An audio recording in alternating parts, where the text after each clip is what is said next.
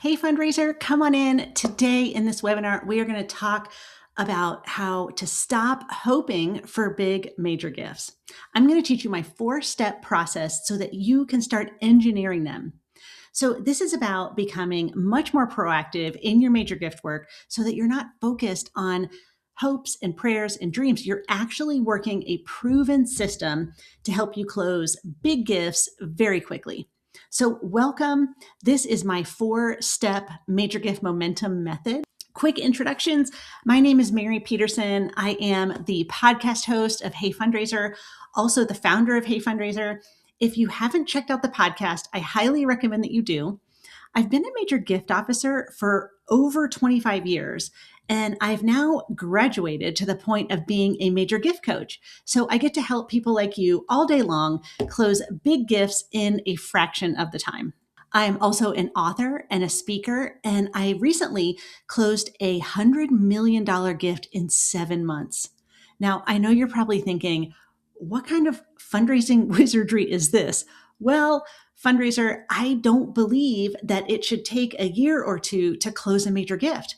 I don't think that the people that you serve, whether it's the environment or animals, students, women, patients, the population that you serve, I don't think that they have the time for us fundraisers to be taking people to lunch for 2 years. So I believe in a very small portfolio, go deeper, a shorter cultivation period. And once I built this momentum method and started to see success personally, I began teaching it. And now my momentum members are seeing successes themselves. Take Heather, for example. On the left, you're going to see my text exchange with her. And she and I had been working on 2 gifts. One was $245,000 and one was $35,000. Well, I get this random text on a Friday and it's like, who's your favorite coaching client? Is it the one who just secured a $245,000 gift? Well, I was on a plane to Los Angeles, so I actually didn't see the text for a couple hours. Well, when I get off the plane and I turn on my phone, all these, bells and whistles are going off. There's been this flurry of activity. And I immediately called Heather so we could celebrate this huge success. It was the largest gift in the history of the organization. And she had been in momentum for 6 weeks. 6 weeks, she closed $280,000 in gifts. I want these results for you, fundraiser. Heather isn't a one and done example. She's not an outlier. The people who implement the momentum method that I'm going to teach you today are closing 5, 6, and 7-figure gifts within 3 to 5 months. So the momentum method is very strategic. It's almost surgical. The trainings include things that you've probably never thought of with major gifts before. So it's going to twist a little bit of how you think about major gifts, but it is a process and it is proven and it works. So take Rashonda. She attended my major gift momentum training in Philadelphia. She walked away from that 3-hour training a different fundraiser with completely different tactics. So I called her a few weeks after just to kind of check in after the training, see how she's doing. And she said that she now goes into her job every day with a completely different lens after understanding how to very methodically and very purposefully close major gifts. So this is about opening your eyes, having really smart donor meetings, and then working a process that actually works. But let me tell you, fundraiser, for me, it took a long time to get where I am today. It was a journey.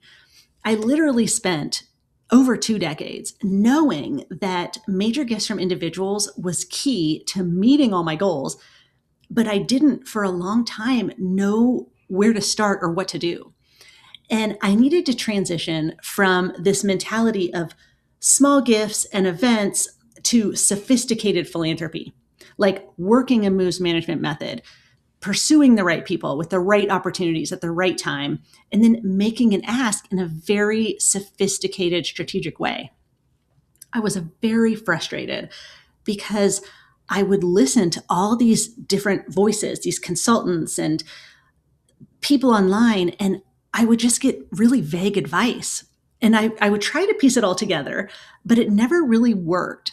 I would hear things like be donor centered or go build relationships or, tell your story in an amazing way. Yet that is all great. But like, what do you do on a Monday morning? Like, that's the kind of training that I was looking for. So I had way too many priorities and not enough time to do any of it.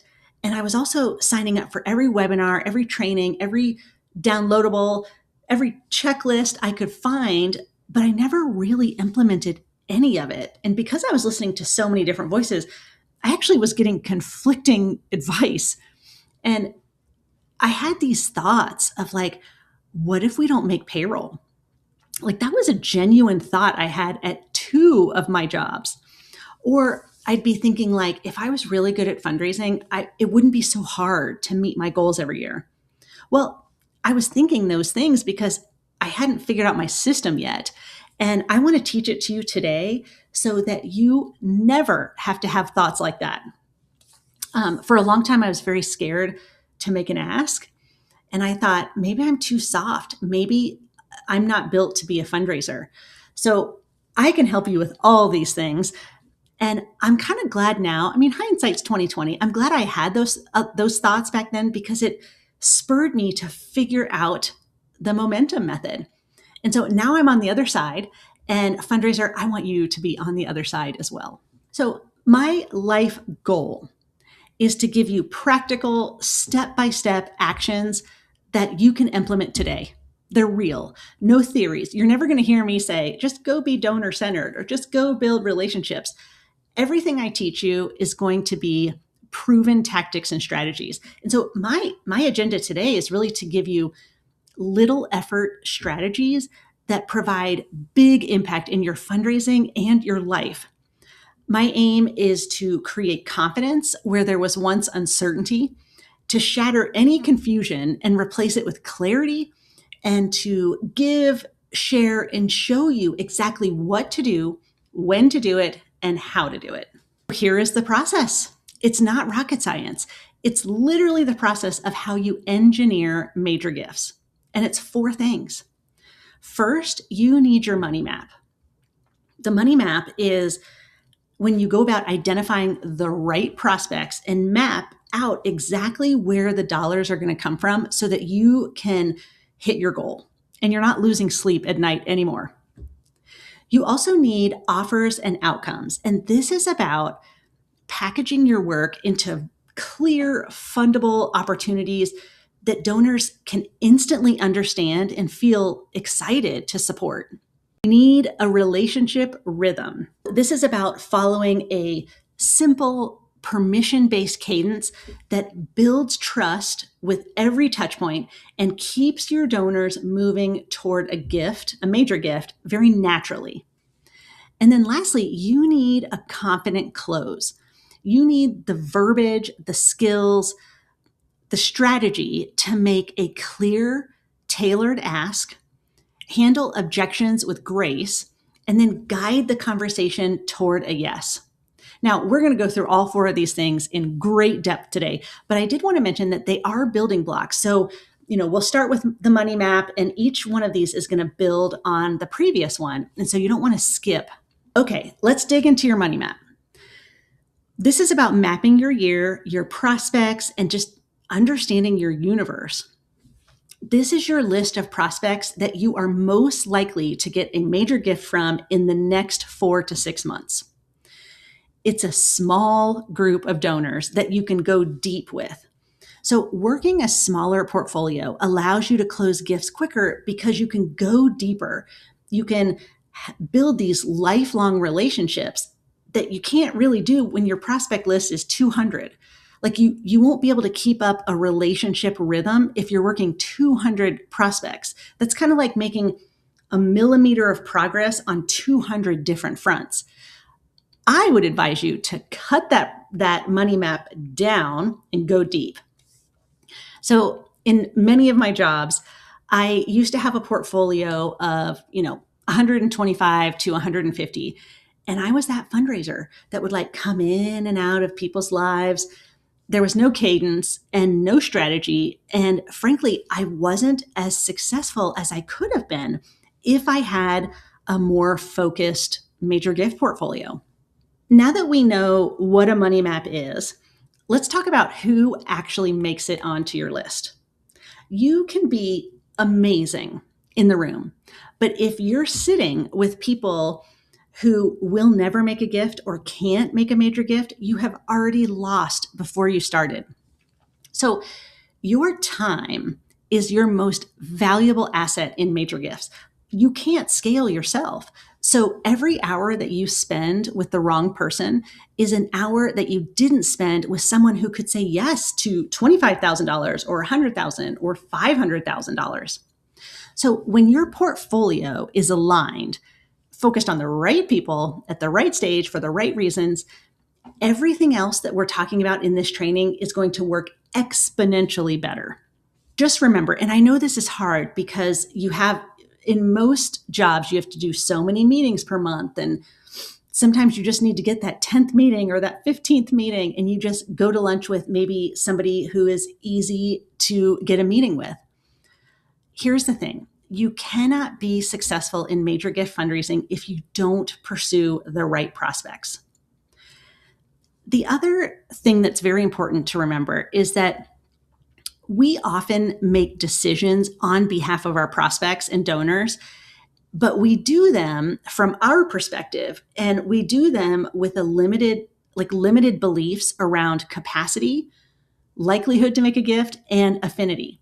So I hear lots of fundraisers say things like, well, I'm not going to ask Sandra for that gift because she'll never make a gift at that amount. Well, you've now made a decision for Sandra. She doesn't even have the opportunity to tell you no. Or they'll say, Gordon would never support this program. Well, unless they've specifically told you that, then we're in the business of presenting opportunities and we don't want to make decisions. I mean, donors can say no, and that is okay. I know that's the big dreaded thing, but it is okay when a donor says no. When a donor says no, you're actually closer than you think to getting a gift. We're in the business of building relationships, but we often underestimate the amount of time it takes to build those relationships. And then we overestimate the amount of time that we have to do it. So those two things are always going to be in conflict, which is just another reason why I would urge you to work a smaller portfolio. Your portfolio should be 50 strong. And within that, your top 20 should be identified. Now, you might be thinking, oh my gosh, at my organization, we have to have 175 people in our prospect list. Well, you can still have that, but I guarantee that throughout the year, you're probably only going to get deep with 50 anyway. And so just focus on the 50. And within that, you want to know who are the 20 that you would like to close this year. Now, there's a method to my madness here. How many major gift solicitations does the average fundraiser make in a year?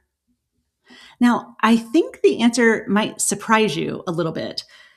So, over the last 10 years, I've been studying a group of over 1,000 major gift officers. What do they do with their day? How do they spend their time? How big is their portfolio? What's the composition of their portfolio? Like all the things. This group, most major gift officers make 14 asks throughout the year. So that's like an ask and a quarter a month. Although they're asking for about $3 million a year, they only close 2 million. Not only, they close 2 million. And you might think, oh my gosh, I'm not going to raise $2 million this year, or my goal is 500,000 or $1 million. That is okay. I tell you all this because it's going to put into context how to pursue the best of the best. Your money map should be the best of the best because think about this. You'll only ask 14 people this year and you'll close 10 gifts. Are those gifts 10K or are they 50K? So think about how much you have to raise this year and divide that number by 10. That's the average gift that you need to meet your goal. And so that helps you level up who you spend your time on. When your portfolio and your money map is right sized and focused, your whole job is going to feel different. If you're anything like me, I used to wake up in the morning and think, oh my gosh, there are like 200 people that I need to email and be in touch with. And I don't want you to have to think like that. So, what you're going to do is you're going to wake up in the morning and think, oh, here are the 15 people that I'm going to move forward this month. So much more manageable. You're also not drowning in guilt because you haven't called. You know exactly who your highest priorities are, and you're actually talking with them, which means your calendar starts to fill up with deeper, more strategic conversations instead of random busy work. And most importantly, your results change. Like you're going to raise more money because now every hour you invest is going toward prospects who can say yes to a meaningful gift. And so over time, you're going to start moving from scrambling to hit your goal to a place where like big gifts, stretch gifts, and multi year commitments become the normal in your world, not these like rare surprises. Putting together your money map is not a small feat.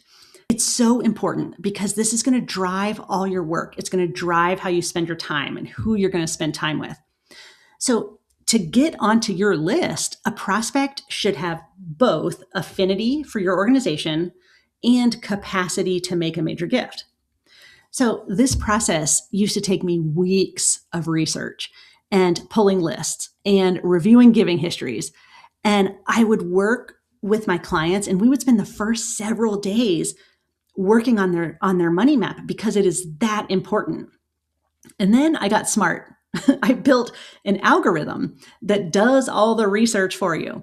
It looks at, giving history and isolates the warmest, most engaged prospects who have not yet made a major gift to your organization.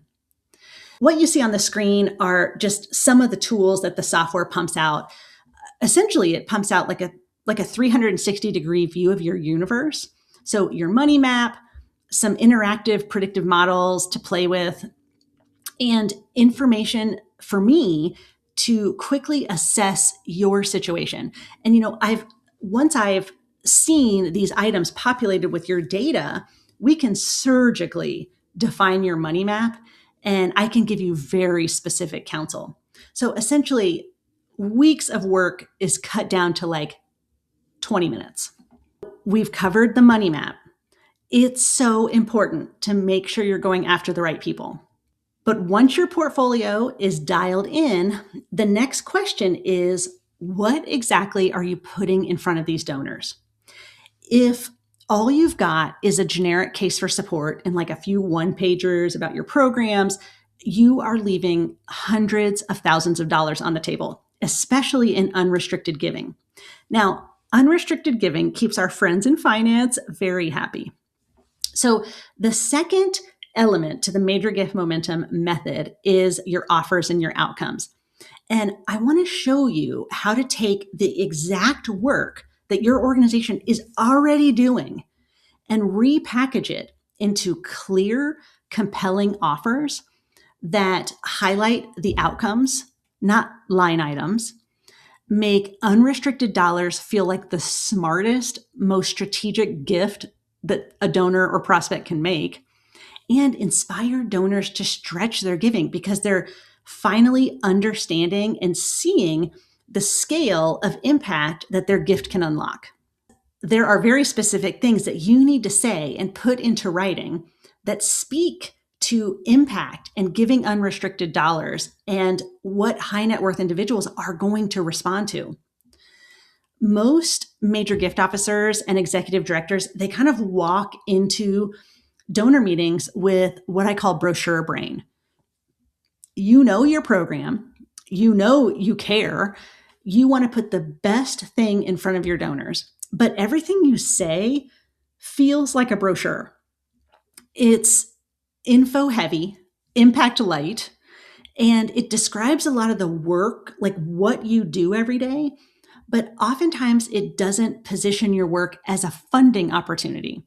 So a lot of people talk about what the work is. They don't talk about why they do the work. And it's really the why that is your secret sauce. The key to positioning and packaging your programs is taking like these vague organizational needs and turning them into specific funding offers that your donors can immediately wrap their brains around. Now, oftentimes we put things in front of our donors that are filled with um, internal language, things that we might all understand on the inside of the organization, but outside they have absolutely no idea what it means. So you want to start talking about your programs in a different way. You also want to start talking about unrestricted dollars in a way that feels like the most impactful strategic gift, like even more strategic than giving a restricted gift. So you're going to shift your language from inputs, which is like the work, like how many meals were prepared, or we answered 3,800 hotline calls, or we did hygiene kits for 50 homeless. You want to move away from the work and you want to move toward the outcome. So you're going to start to say things like removing food insecurity, or that you have a higher graduation rate, which leads to higher paying jobs and more resilient kids. Things like we're helping patients catch cancer earlier. I mean, this is a huge outcome and it's something that people understand. So you want to level up how you talk about the organization. We don't need to focus on the work that's put in. We need to focus on the outcome that the work provides. So this took me a long time to understand. When you're talking to donors and prospects, some donors give from their head. They want stats. They want to look at the budget. They want to understand ROI of their gift. They're very analytical. Other prospects and donors give from their heart. They want to feel something. They want to feel like they're part of the story. They want to hear stories. And then other times people give from their gut. They get a good feeling about you. They get a good feeling about the organization or the work, and they trust their instincts. So when you're putting materials like this together, you want to make sure that somebody that gives from their head, their heart, and their gut respond. So you want to use stories and numbers together so that donors, they feel the impact, but they can also justify the investment. So when you learn to turn your existing programs into these clear, compelling offers, like tied to real outcomes, everything changes. Like donors finally see like the before and after story that their gift creates. They start to understand that making unrestricted gifts is the smartest, most leverage investment. And you can start confidently inviting them to make bigger, bolder gifts because they know exactly what those gifts are going to do. So that's why this section is so important. It's not about prettier collateral. It's about reframing your organization's work as high impact opportunities. That way, your best prospects and donors want to stretch, they want to say yes, and they want to stay engaged with you for the long haul. Years ago, I was raising money for a homeless dental clinic, and I would talk to donors about how we did 200 teeth cleanings per month, which was a lot. And it took me a long time to figure out that those are inputs. And I would get $5,000 gifts and $10,000 gifts. But when I started reframing and began focusing on when the patients that came in the door, they'd get their teeth cleaned, and some were then fitted for dentures, that their confidence grew, like so much so that they felt better in job interviews and then became employed. And with that employment came eligibility for housing. And at that point, we were disrupting poverty by fixing people's teeth. That started to get me $50,000 gifts and $100,000 gifts. So even though the organization was very proud that they were doing 200 teeth cleanings a month, and they should be proud, it didn't inspire. It didn't bring the visionary elements that inspire big gifts. And to really put it into perspective, we were only fitting dentures for about 20 people a month. But it got 20 people off the streets into jobs and built a much more stable life for themselves. So even though it was a smaller group of people being served, you can see that people gave a lot more money because of the outcomes. Now, I used to spend days interviewing my program experts and trying to figure all this out. And let me tell you, fundraiser, when you are stuck at your desk writing major gift materials, my heart hurts. Like really anything that keeps you stuck at your desk is taking you away from spending time with donors. And frankly, we live in an age of automation, so let's embrace it. One of the ways is to write your offers and outcomes through our custom GPTs. Now, these are specifically designed, frankly, to showcase your programs with an outcome lens that leads to more unrestricted giving. So this is a tool that could be in your major gift tool belt. So the GPT, what it does is it takes you through a series of questions. There are 40,000 words of instructions behind this one GPT. It is everything that I have learned over 25 years about how to write for high net worth individuals. You put information into this custom GPT, it's going to instantly pop out amazing things for you, and it's going to get you 95% there. So you are going to have to read it. You're going to have to look at it. You're going to have to zhuzh and maybe, put some branding words and things in there. But what you're not doing is spending weeks writing your offers and outcomes, which you should not be doing, fundraiser. Major gifts, it's not really about having the right well screening and the prettiest proposals. It is trust. Every single time, it will come down to trust. Does the prospect or donor trust you?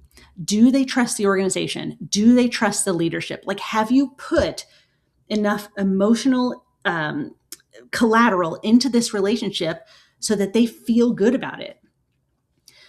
To build trust, there are very specific things you need to do. I call them sticky trust strategies. And one of them is having a rhythm to your relationships. Like, once you start cultivating someone, you can't stop. You can't ghost your prospects or randomly check in. Like, if you're sending the dreaded, "Hey, I'm just checking in with you" email, that is not going to fly. When you cultivate relationships, it's really the bridge that takes someone from, "We like your organization," to, "We want to make a significant investment with you." And when you cultivate well, donors stop feeling like prospects. They start feeling like partners in the work, and they're going to start to dream with you about how to solve these problems. And that's really when the meaningful gifts are going to start to show up. But things go wrong. We're busy. And so cultivation starts to become random and rushed.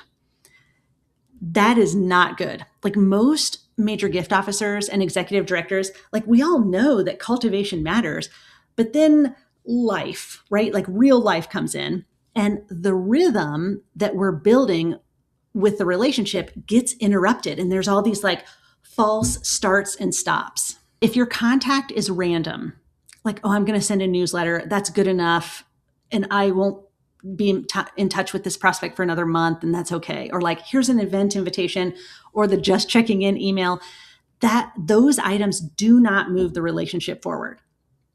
Every touch point needs to have a goal and a purpose. The other thing I hear a lot is that, every single interaction, it's like that fundraisers are just like secretly, it's just like a pre-ask warm up. Like, I just need to do enough so I can ask for the gift. No, fundraiser, no. Or like, there's no real plan. And so months go by, and then you're suddenly thinking, "Oh my gosh, I haven't talked to them in forever, and now I need to ask for a gift." So because of all these things, donors, they don't feel seen, they feel managed instead of like truly known. It's not a great place to be. I mean, they keep you in their good causes bucket, but when it's time to talk about a transformational gift, the relationship typically isn't strong enough or safe enough for them to say yes to a gift that is transformational. Enter the relationship rhythm. So, this is a simple, intentional system for cultivation. You should be in touch with your top 50 every 10 to 14 days. This is the rhythm. You are becoming part of their lives, a very joyful part, by the way. And there's different touch points you can make to keep that relationship moving forward.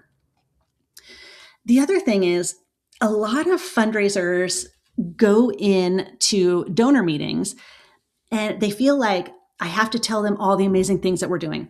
I'm going to give them this stat and I'm telling them about this program and I'm going to tell them about this event and this thing and this thing and this thing. And I would urge you to take the spotlight that you've put on your organization and shift it over and focus on the prospect. Like what matters to them. You don't have to have talking points for every single meeting, but you do need to ask very specific questions that moves the donor toward an ask. The next thing is permission-based next steps. So when I started using permission-based tactics in my relationship rhythm, everything changed, fundraiser. When you're agreeing to next steps together, nobody's ever surprised. Nobody's ever pressured. So what this looks like in real practice is you are agreeing to next steps before any interaction ends. So if you're out for coffee with a prospect, you're going to say, "Hey, June, can I follow up with you in the next 10 days? I'd love to get a tour booked." And they're going to say yes. After every text, every email, every phone call, every meeting, you're agreeing to next steps. So that does two things. Fundraiser, it keeps you accountable so that you always know what's next as you're building the relationship, but it also keeps them informed. It makes sure that you're both on the same path, going in the same direction. Finally, you have to have a clear written plan for every top prospect so that you know the answer to this one question. What is the one thing I'm going to do in the next 10 to 14 days to move this relationship closer to a gift? If you can't answer that for your top 50 prospects, then your relationship rhythm is not as steady as it should be. When you introduce a rhythm, your job is going to feel differently. You're not going to wake up and think, who should I reach out today? Like you already have a simple plan and you're just executing the plan. Also, your donor meetings are going to be like more normal conversations, not like these performances. Like you're curious and relaxed instead of anxious and pushy. And frankly, donors start to engage. They start to share their hopes, their dreams, their hesitations. They're going to bring you ideas. They're going to introduce you to people in their network. And they're doing this because they feel genuinely connected with you and the organization. And that is the best place to be. You might be thinking, oh my gosh, I'm going to be in touch with people every 10 to 14 days. Like, what new news am I going to have? Well, that's why I built the relationship rhythm touchpoint menu. So when I was building really my relationship rhythm with that couple that gave $100 million, I was under a lot of pressure to close that gift. So I was able to get in touch so often because I figured out a myriad of ways to engage this couple. And really, it kind of breaks down into 4 categories. Value touch points bring personal value into their lives. So at one point, this couple that I was working this large gift, they had their first granddaughter. And so I called them up one day and said, "Hey, Grandma and Grandpa, how's the new baby?" Like all the things. The goal of the call was to just be that kind, count-onable person that remembered a big moment in their life. That's it. So you're going to have some value touch points that are really just about celebrating them or remembering an anniversary or just things. The second is mission touch points. And this is about educating and engaging your prospect in the mission. So you're sharing stories, you're talking about your successes, also your challenges. You're connecting your prospect or donor with someone maybe that your organization serves, like whatever it might be. The next is access. And this is about bringing other people into the relationship. It could be a program expert, it could be your CEO or executive director.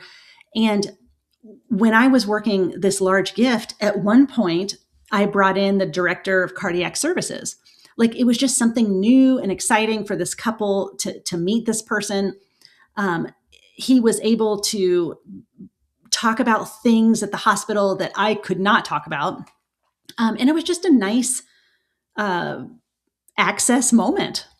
So bringing people in at the right time is very important. And then lastly is your progress touch points. And these are very specific tactics to move your prospect toward the ask. So you want to go around this circle with touch points every 6 weeks.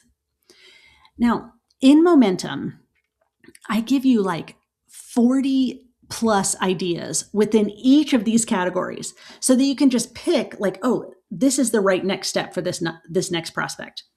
And then that way you never really have to guess and you know exactly what you're doing. Now, I know you might think this is very formulaic, but I can promise you the donor doesn't feel like you're working a formula. It feels very organic. They don't know like, okay, now I'm doing a mission touch point. Now I'm doing an access touch point. Now I'm doing a value touch point. Like it doesn't come across this way. This is just a system to help you move the relationship forward. And it's quite organic. Now, I didn't really know I was doing this system when I closed that large gift. Only when I reviewed my notes, like months after the gift had come in, did I figure out that I was alternating between these 4 touchpoint categories. And the relationship progressed quickly and seamlessly and joyfully. And that gift was closed in 7 months. I met that couple in January and I closed that gift in early August. I didn't have to wait 2 to 3 years and cultivate for 2 to 3 years. I was in touch. I worked that rhythm. So additionally with this system, you want to continue to do permission-based next steps. This just ensures you and your prospect donors are on the same page, going in the same direction. And it's worth saying, in some relationships, things stall. So I also built a tracker and a reset sequence that helps you get back on track if things go sideways. So let's say you have to have, emergency shoulder surgery and you're out of work for 3 or 4 weeks and you haven't been in touch with anybody. Well, I equip you with like reset sequences, which are like re-engagement touch points that will help you get back up to speed without missing a beat. So the relationship rhythm is really where you build all the trust. The last piece is equipping you to ask in a way that is clear, confident, and tailored for the person who is sitting across the table from you. So once you've got the right money map, you've got really compelling, amazing offers and outcomes, you've built this strong, trust-based relationship. There is one moment that determines whether all of this work is going to turn into real dollars for your mission. And it is the solicitation. So this last step is about how you show up, how you ask for a gift and actually invite a donor into a specific investment in a way that feels clear and it's easy to say yes to. Here's why this step is so absolutely critical. So you can have the perfect donor, the perfect offer, a beautiful trust-based relationship, and you never really ask for a gift. And here's the thing, fundraiser, if you don't ask for a gift, you're not going to get a major gift. Like that was some of the advice I got from consultants years ago. Like, oh, just cultivate, and when the person feels inspired, they're going to make a major gift. No, that never happened for me. If it happens for you, that is great. But just know that if you didn't put an amount out there that's appropriate for that person, my gut is they didn't make a stretch major gift. But it's not that you just ask, it's how you ask. If you have a vague, timid ask, just know you're going to get a vague, safe gift. A clear, confident invitation often leads to bigger, faster, more joyful yeses. And remember, donors give from their head, their heart, or their gut. But in all three cases, they're looking to you for leadership and clarity. They need to know, what exactly are you asking me to do? And what is it going to accomplish? So when you can do this calmly and clearly, everything changes. Most fundraisers, including me, I was never taught how to ask for a gift. And so here's what happens. We say things like, we'd love your support at whatever level feels comfortable. There's no clear outcome, no time frame, no specific amount. No. I often coach fundraisers. We do role play, and I'll have a fundraiser that says, I know this is a big ask, and you can totally say no. I don't want you to feel pressured. And then by the time we finally get to the number, like, we're completely confused. Everyone's uncomfortable. And so what we do is we apologize and we kind of talk in circles, and we don't have to do that fundraiser. Asking is such a privilege. And once you know how to do it, you just know. So, or we go in the other direction and we drop a huge ask out of nowhere that doesn't match our relationship or the conversation we've been having with the donor. So it feels more like a curveball instead of like that natural next step. And then handling objections is one of the biggest fears of asking for a gift. And I get it. Like, you are putting yourself in a very vulnerable position. You're going to ask for a gift and you could get a no. It's what you do with that no that makes you a better fundraiser. So when donors say something like, oh, let me think about it, or I'm not sure, we either disappear because we're scared, or we follow up in a way that feels either awkward or pushy. Like, have you had time to think about things yet? Like, that's not a great thing to say. So what happens is that donors default to smaller gifts. They delay their decision, or they just ghost you because the ask moment didn't feel clear, it didn't feel grounded, or it didn't really feel safe. So making the ask is about following a simple structure so that the conversation feels like the very next natural step in the relationship rhythm that you've already been having. So at a super high level, here's what the ask is going to look like. First is you want to recap. You're just going to briefly summarize what you've heard from them during your relationship rhythm, their values, what they care about, the part of the work that lights them up. This shows that you've listened and that the ask is grounded in their priorities. Then you are going to make a very specific, clear invitation. You're going to name the amount, very specific. You're going to name the purpose, and you're going to name a time frame. So it could be as simple as, Shay, would you consider a gift of X payable over Y years to accomplish Z? Then you stop talking. Like, you literally create space for your donor or your prospect to process what you've just said to them. And this is where your confidence and your calm demeanor makes a huge difference. So the more you ask, the more you're going to find out that when you make a solicitation, there's like a 5-second pause, typically, before the donor answers.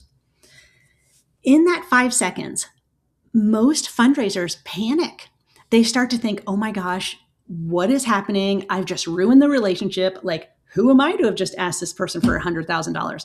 And we jump in and say, well, if you're not sure, it's okay. We can revisit this later. Or you just try to fill the silence because it feels so awkward for you.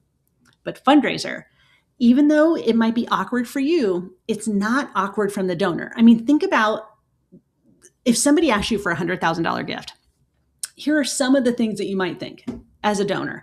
You might think, my twin granddaughters are seniors this year, and I've always said that I'm going to pay for their college. Could I do that and also swing this gift? Or you're thinking, I just tied a bunch of money up in an investment, and that I can't take that money out for 3 months. Or they might be thinking, I haven't been taking my required distribution each year, so maybe I could pay this gift off through an IRA. Like, they're literally thinking. So honor that and let them process. Like, they should be the next person to talk after you make the ask. And then I want you to treat questions and hesitations that they have as collaboration. Like, most of us just jump straight to rejecting. Like, oh my gosh, this has gone downhill. Like, but we don't need to do that. What you want to do is, instead of panicking, you want to get curious. Like, you're going to say things like, well, tell me more about what you're thinking. And they'll tell you, like, you've built that relationship with them. So now you're problem solving with them, and you know what their objections are. Like, they might be saying like, oh, well, I just put a bunch of money in a CD for 6 months. And you could say, oh, well, would you like to revisit this in 4 or 5 months and we can talk about it? Like, so you can respond when you get curious. So even at a high level, there's a big shift here. So you want to move from awkward, apologetic asks to very clear, respectful invitation that honors the donor and frankly honors the impact that your amazing organization makes. I'm so passionate about this. I literally wrote the book.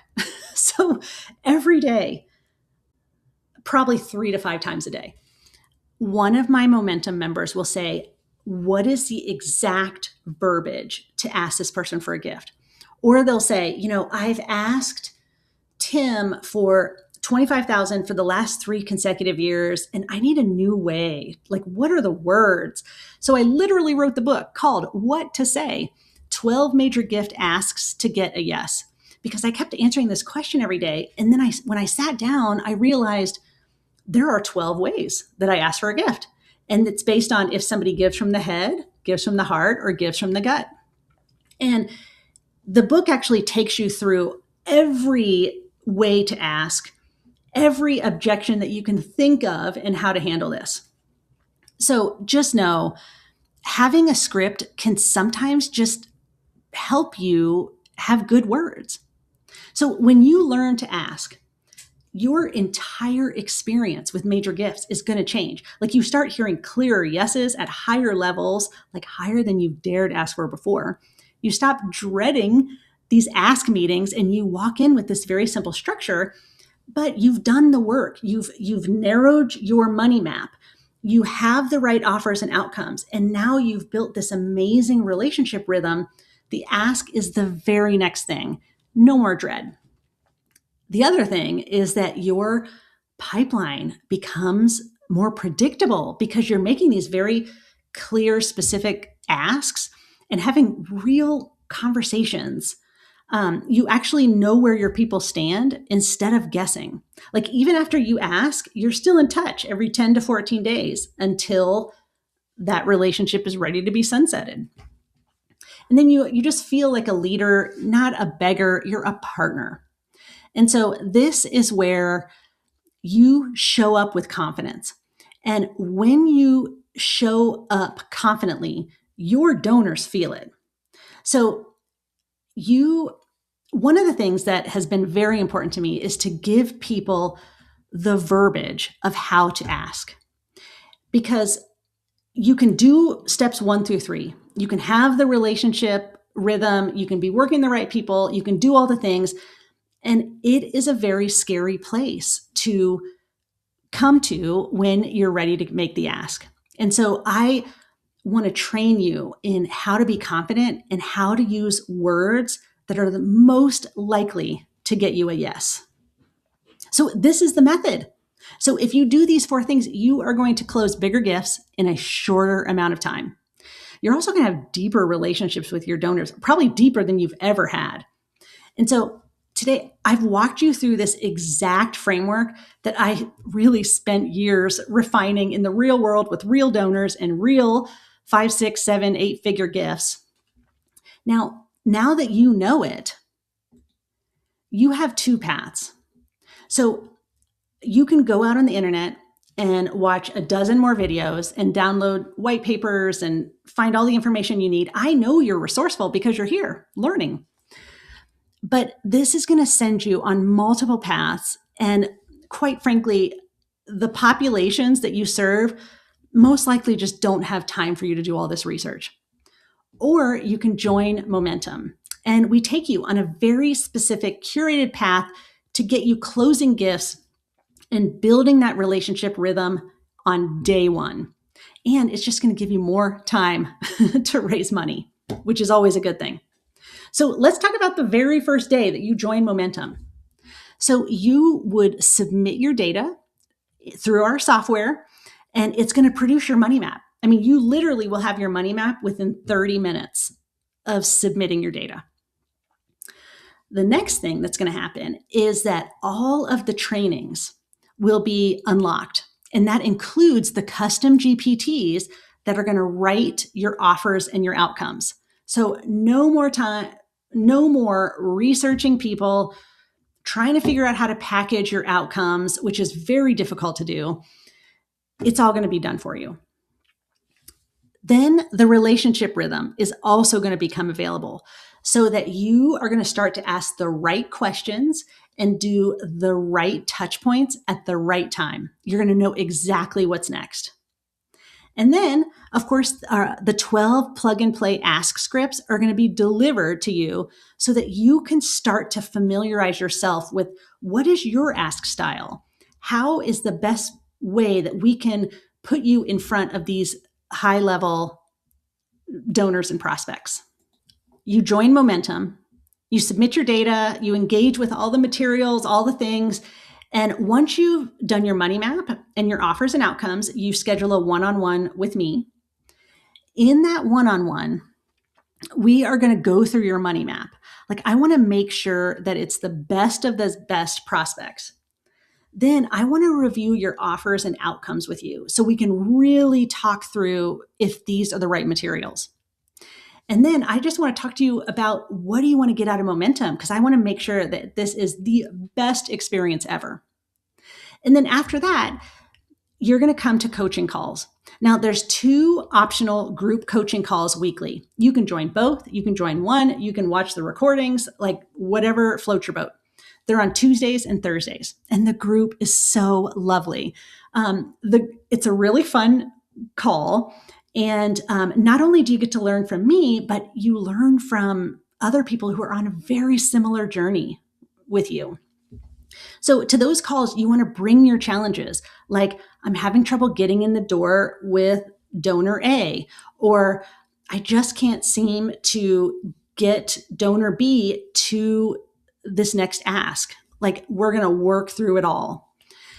You want to continue engaging with all the trainings online and engage in the community. So if you need like quick response, you want to upload a proposal and have the community respond, or just have a quick question. The community is an amazing place. And you get ongoing support from me. So, text, phone, Voxer, all the things. Here are just some of the collateral that's going to be immediately unlocked for you. So I know we've talked through the Momentum method today. These are all trainings and things that I wish I would have known 20 years ago.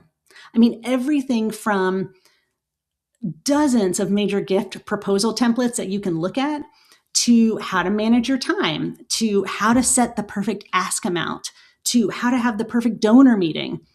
Everything is going to be unlocked, and there's a lot of good trainings in there. So Major Gift Momentum, it is $1,000 per month. Now, most people stay for a year because they want to go through the full cycle with me and with support. But when you sign on to Momentum, we do require that you at least make a 3-month commitment. And I want you to remember Heather. Heather closed $280,000 in her first 6 weeks. Heidi was averaging $5,000 and $10,000 gifts until she joined Momentum. Her average gift now is $50,000. In fact, on our last coaching call, we came up with a strategy. She's going to start a giving circle at $1 million. And we identified 6 prospects for her to start pursuing for $1 million each. Sarah is a new executive director, joined Momentum, and within 4 months had raised $900,000 because she followed the formula for major gifts. Now, this was when she was in 4 months. She's now been in 8 months, and she's at $1.5 million. And then Georgette closed a $500,000 gift from a donor that she was going to ask for $10,000. So she came to a coaching call and she said, I'm going to ask, this prospect for $10,000. And I said, Georgette, this is $1 million prospect. Like, I really highly believe that you should ask this person for $1 million. And she said, okay, I'm going to ask her for $1 million. I'm going to prove you wrong, Mary. And I said, okay. And she came back the following week with a $500,000 gift from that donor. So your investment is going to pay off very quickly when you join Momentum. Now, to join Momentum, you just have to go to heyfundraiser.com/momentum. And the second you join, you'll get access to all the things. So, fundraiser, thank you for your time today. Thank you for the amazing work that you do every day. Fundraiser to fundraiser, I see you, I appreciate you, and I'm grateful that you spent some time with me today. Thanks, fundraiser.